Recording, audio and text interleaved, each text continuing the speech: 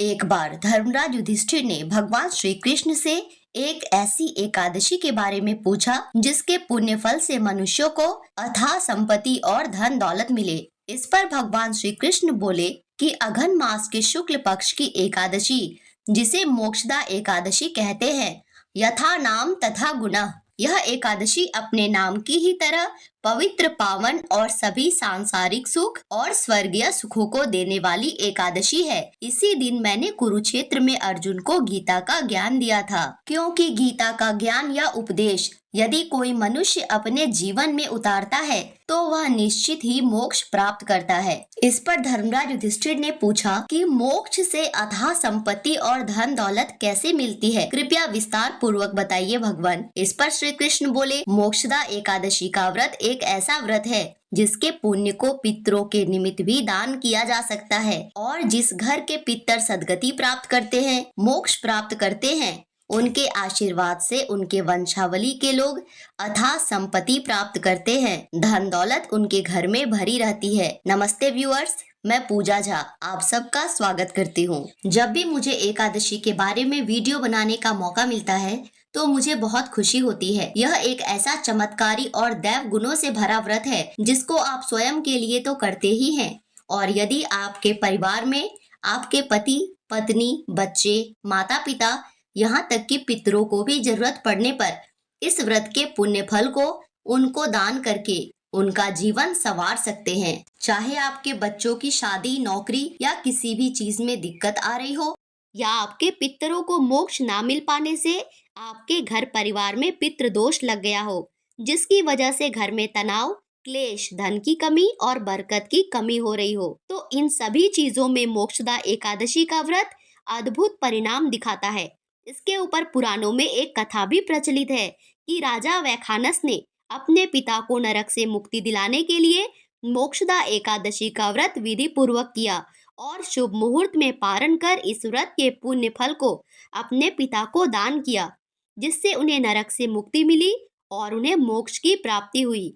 तो आपका ज्यादा समय बर्बाद किए बिना पहले यह जानते हैं कि इस वर्ष 2024 में मोक्षदा एकादशी का व्रत कब करना है, कितने बजे तक सुबह पूजा कर लेना है, पूरे दिन व्रत कैसे करना है, संध्या काल की पूजा कब करनी है, और इस व्रत के पारण का विशेष महत्व होता है।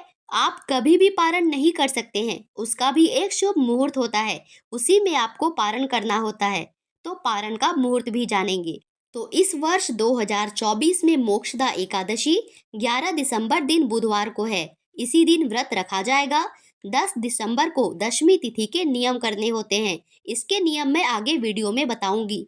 11 दिसंबर को सुबह 3:42 से ही एकादशी प्रारंभ हो जाती है। तो इस दिन आप सुबह के 7:04 से 11:48 के बीच में श्री हरि विष्णु की विधि विधान से पूजा कर सकते हैं।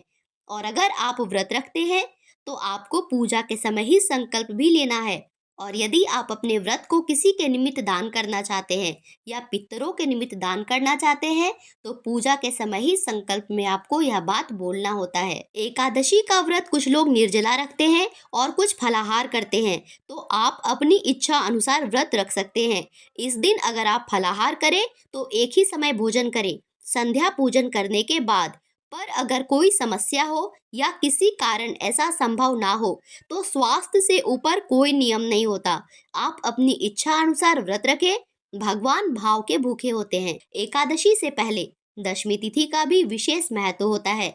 दशमी को बाल धोकर नाखून काटकर शुद्ध हो जाना होता है, और दशमी को रात्रि को ही अन्न छोड़ दिया जाता है, मतलब सूर्यास्त होने से पहले ही खा लिया जाता है। इसी के साथ इस दिन संध्या काल की पूजा का भी विशेष महत्व होता है। संध्या काल में भी लक्ष्मी नारायण भगवान की पूजा पाठ किया करें, क्योंकि एकादशी के दिन भगवान विष्णु लक्ष्मी माँ सहित हर घर में प्रवेश करते हैं। तो एकादशी के दिन अपने घर के मंदिर में तुलसी माँ के सामने, केले के पेड़ के सामने और अपने घर के मुख्य द्वार के पास दिया जलाना मत भूलिएगा। और इसी के साथ अगर आपके घर में लड्डू गोपाल हैं तो आप 2 बार भोग लगा सकते हैं, और फोटो रखकर पूजा कर रहे हो तो फिर से भोग नहीं लगाया जाता है। पर ओम नमो भगवते वासुदेवाय इस मंत्र का शाम में भी 108 बार जाप अवश्य कीजिए। और अगर आपने सुबह की पूजा में भगवान श्री हरि विष्णु को तुलसी पत्र अर्पित किया है तो संध्या पूजा के समय याद से हटा दिया जाता है। और इसी के साथ इस एकादशी में पितरों के निमित्त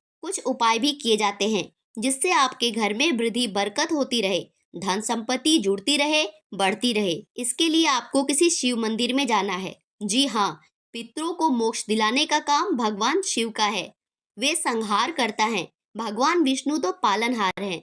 तो शिव मंदिर में तिल के तेल का दीप दान करना है और जल में काले तिल मिलाकर पितरों की शांति की मनोकामना बोलते हुए शिवलिंग का अभिषेक करना है। इससे पितरों को शांति मिलती है और उनके आशीर्वाद से आपके घर में धन समृद्धि आती है। इसी के साथ मोक्षदा एकादशी व्रत का पारण 12 दिसंबर गुरुवार के दिन होगा, क्योंकि एकादशी तिथि का समापन 12 दिसंबर की रात 1:09 में ही हो जाएगा। तो द्वादशी के दिन पारण मुहूर्त सुबह 7:05 से 9:09 तक रहेगा। द्वादशी की तिथि तो 1 बजे से ही लग जाएगी, पर द्वादशी की तिथि के साथ ही हरिवासर शुरू हो जाता है और हरिवासर के समाप्त होने के बाद ही पारण किया जाता है।